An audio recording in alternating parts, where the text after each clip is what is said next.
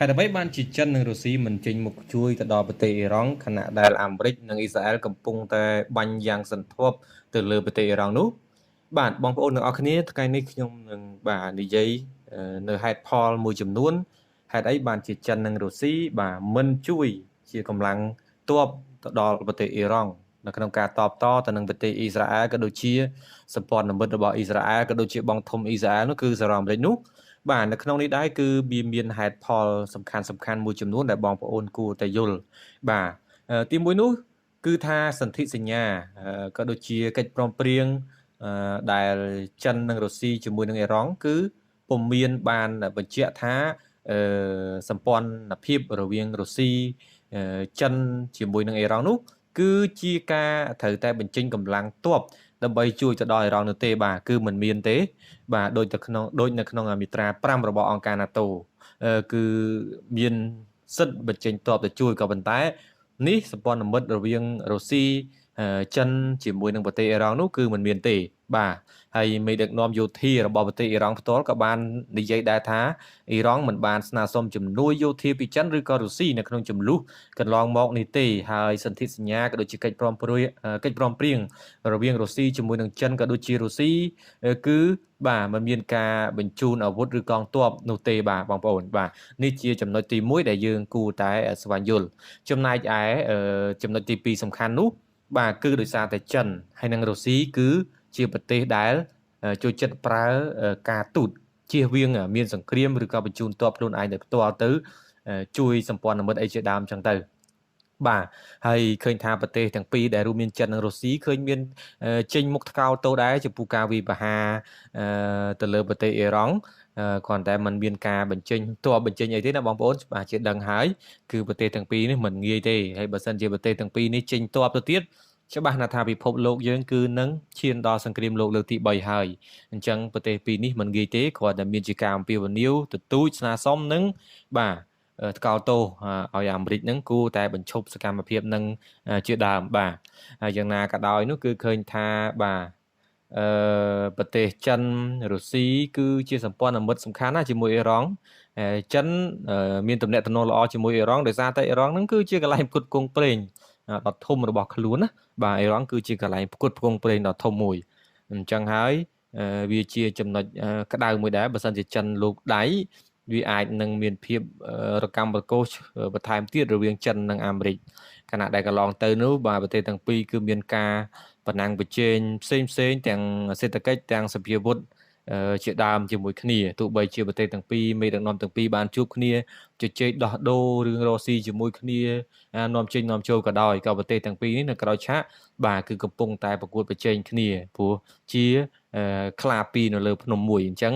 ពួកគេត្រូវតែមានមួយខ្លាំងហើយបាទនេះគឺជាចំណុចទី2ដោយឡែកចំណុចទី3នោះបងប្អូនគឺបាទការគ្រប់គ្រងពីសំណាក់ចិនរុស្ស៊ីទៅលើអ៊ីរ៉ង់ហ្នឹងគឺជាលក្ខណៈសេដ្ឋកិច្ចទេมันមានជាលក្ខណៈយោធាអីទេណាបងប្អូនបាទចំណុចនេះយើងគួរតែស្វែងយល់បាទជាក់ស្ដែងគឺហ្នឹងហើយចិនជួយទិញប្រេងពីអ៊ីរ៉ង់ឯហ្នឹងជាដើមគឺជាការស្អិតល្មួតតាមរយៈទិញលក់ដូចតេតិជនដូចម៉ួយអញ្ចឹងបងប្អូនគឺជាការរកស៊ីរួមគ្នាហើយចំណែករុស្ស៊ីនោះគឺធ្លាប់មានជាការលក់អាវុធឲ្យទៅអ៊ីរ៉ង់អីជាដើមក៏ដូចជាមានការធ្វើសម្ពយុទ្ធរួមគ្នាជាមួយនឹងអ៊ីរ៉ង់ក៏ប៉ុន្តែមិនមែនបានន័យថារុស្ស៊ីហ្នឹងគឺត្រូវបញ្ជូនទ័ពនៅក្នុងការទៅជួយច្បាំងអ៊ីរ៉ង់នៅពេលដែលអ៊ីរ៉ង់មានបញ្ហាអ្វីមួយនោះទេនេះគឺជាចំណុចទី3បងប្អូនចំណែកឯចំណុចទី4នោះគឺបាទគឺមានបញ្ហាតកតងទៅនឹងបញ្ហាក្នុងតំបន់ដែរគឺថាចិននិងរុស្ស៊ីក៏ចង់រក្សាទំនាក់ទំនងជាមួយទៅនឹងប្រទេសអារ៉ាប់បាទប្រទេសអារ៉ាប់ដែលជាសត្រូវជាមួយនឹងប្រទេសអ៊ីរ៉ង់បាទអញ្ចឹងហើយទើបបានជាចិនមិនលូកដៃតកតងទៅនឹងទៅបញ្ជូនតបបញ្ជូនអីគឺមិនទេបាទគឺមិនទេព្រោះចិនក៏ដូចជារុស្ស៊ីនោះក៏គេចង់បាទថែរក្សាមិត្តភាពរវាងប្រទេសអារ៉ាប់ផ្សេងទៀតដែរព្រោះអារ៉ាប់ក៏ជាប្រទេសនាំប្រេងដែរបងប្អូនសុទ្ធតែជាទីផ្សារប្រេងរបស់ចិនក៏ដូចជារុស្ស៊ីជាដើមបងប្អូនបាទអញ្ចឹងហើយនេះជាហេតុផលទី4ដែលចិននិងរុស្ស៊ីមិនលូកដៃទេចំណែកឯហេតុផលសំខាន់មួយទៀតនោះគឺបាទ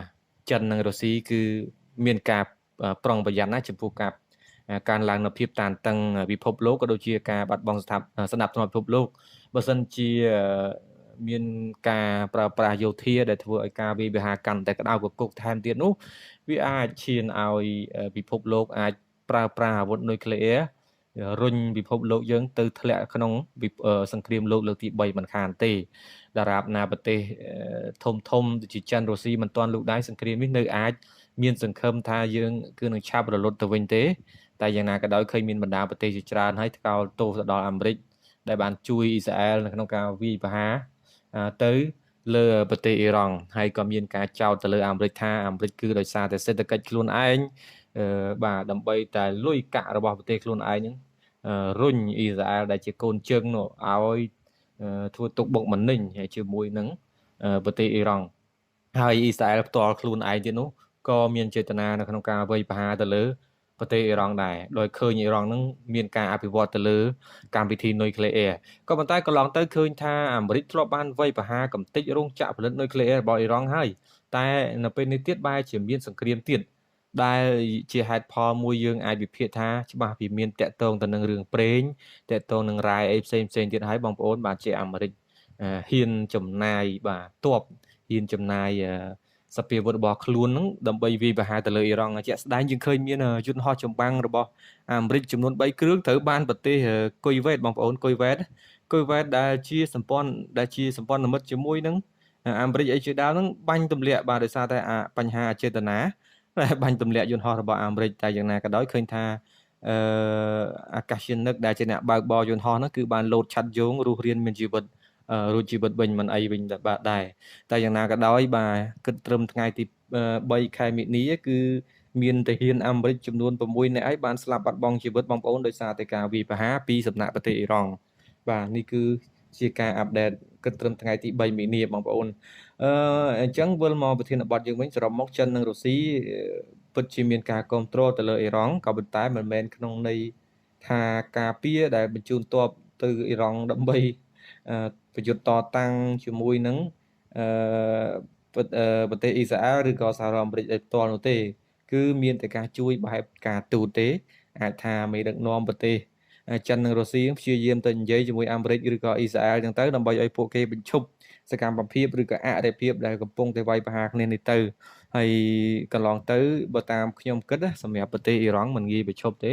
ពួកមេដឹកនាំគេមួយបានស្លាប់ទាំងមូលហើយគឺលោកខាមេនីគឺបានត្រូវបានអាមេរិកបាញ់ផ្លោងចំការិយាល័យធ្វើការរបស់គាត់តែម្ដងថ្មសកិនស្លាប់សកត់ស្លាប់តែម្ដងបងប្អូនហើយមិនតែគាត់ទេសូម្បីតែក្រុមគ្រួសាររបស់គាត់ហ្នឹងក៏ត្រូវបានគេសម្លាប់ផងដែរបាទអញ្ចឹងហើយអ៊ីរ៉ង់ខ្ញុំគិតថាមិនងាយបញ្ឈប់ទេហើយអ៊ីរ៉ង់ក៏មានកងកម្លាំងគ្រប់គ្រងរបស់គេផ្សេងទៀតដែរនៅក្នុងតំបន់ក៏ដូចជាប្រទេសមួយចំនួនទៀតដែលជាសម្ព័ន្ធមិត្តដូចជាប្រទេសលីបង់អីជាដើមហ្នឹងគឺកំពុងតែវាយប្រហារទៅអ៊ីស្រាអែលវិញបាទពួកគេជាសម្ព័ន្ធមិត្តជាមួយនឹងគ្នាបងប្អូនអញ្ចឹងហេតុផលមួយចំនួនដែលខ្ញុំលើកឡើងនេះបើសិនជាមានខុសទោសអីបងប្អូនអាចបញ្ចេញមតិតកតងទៅនឹងការលើកឡើងនេះហើយបើមានព័ត៌មានអីបន្ថែមអាច comment ក៏បានហើយជួបគ្នានៅវីដេអូក្រោយយ៉ាងណាក៏ដោយសូមជួយចុច Subscribe Channel របស់ខ្ញុំផងបងប្អូនបាទឲ្យខ្ញុំមានកម្លាំងចិត្តចេញវីដេអូបន្ថែមទៀតបាទអរគុណច្រើនជួបគ្នានៅវីដេអូក្រោយណាបងប្អូនណាអរគុណ